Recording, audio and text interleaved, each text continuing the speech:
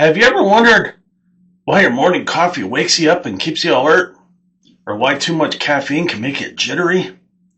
Today, I'm breaking down caffeine and how it hacks your immune system. From brain chemistry to adenosine spikes. Stick around to learn the science behind your caffeine fix, its effects on neurotransmitters, and how it compares to actual stimulants like amphetamines. So when you sip on coffee, energy drinks, or tea, caffeine enters your bloodstream in minutes, and it reaches its peak effects within about 30 to 60 minutes. How does that actually wake you up? Caffeine primarily works by blocking a neurotransmitter called adenosine. Let's break that down. Adenosine is the neurotransmitter that builds up in your brain throughout the day. The more adenosine there is, the sleepier you feel. It binds to adenosine receptors. That signals to the brain to slow down and prepare for rest. But caffeine is a sneaky molecular imposter. It looks just like adenosine to your brain. Caffeine binds to adenosine receptors, but instead of making you sleepy, it blocks adenosine from doing its job.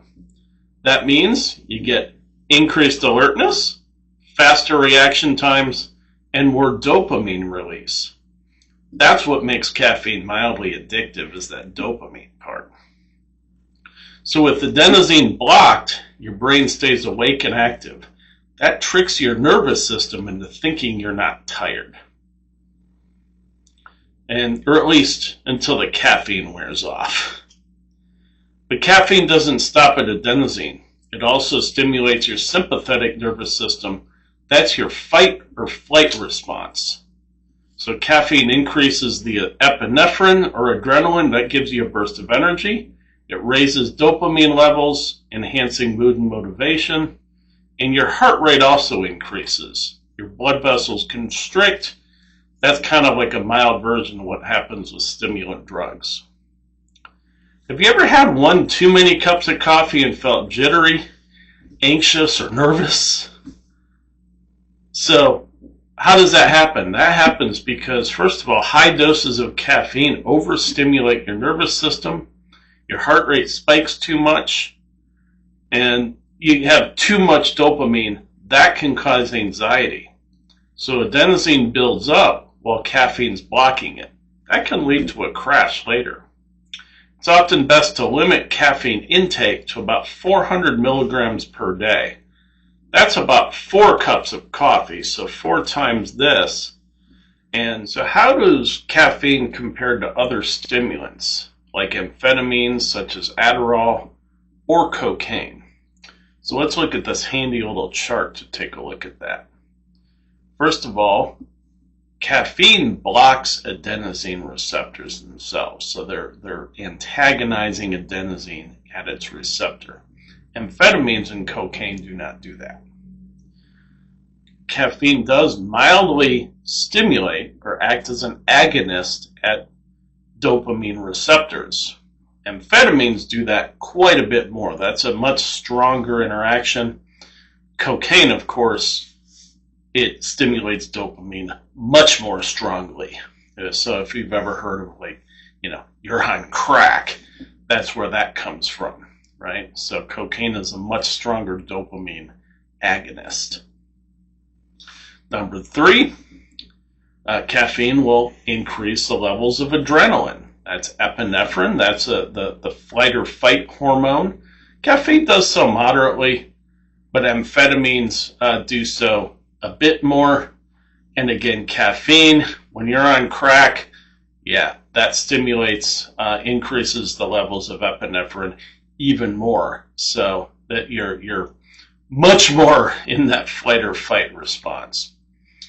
And lastly, the addictive potential. Caffeine does have a mild addictive potential due to that dopamine.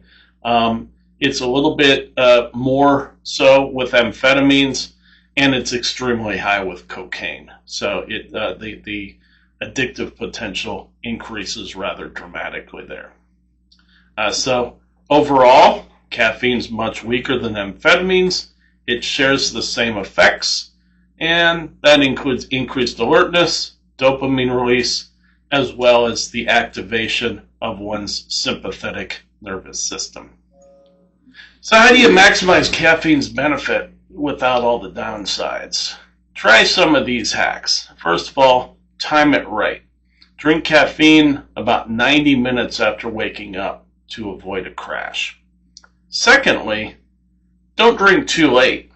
Cut off caffeine about 6 hours before bedtime, and that way you won't be up all night with insomnia. That'll avoid a lot of the sleep problems. Number 3, cycle your intake. Take breaks from caffeine. That'll help prevent a buildup of tolerance that reduces the addictive potential. And lastly, if you pair caffeine with L-theanine, this is a compound found in green tea, that will smooth out many of the jittery side effects of caffeine. So now you know how caffeine hijacks your nervous system. It blocks adenosine, it boosts adrenaline, and it even increases dopamine. So what's your go-to caffeine source? Do you like coffee? You like tea or energy drinks? Drop a comment below. Have a nice, pour yourself a nice cup of joe. If you enjoyed this breakdown, go ahead and hit the like button down below. Subscribe for more of these science deep dives, and share this with your fellow caffeine lovers. I'll see you in the next video after I finish my coffee.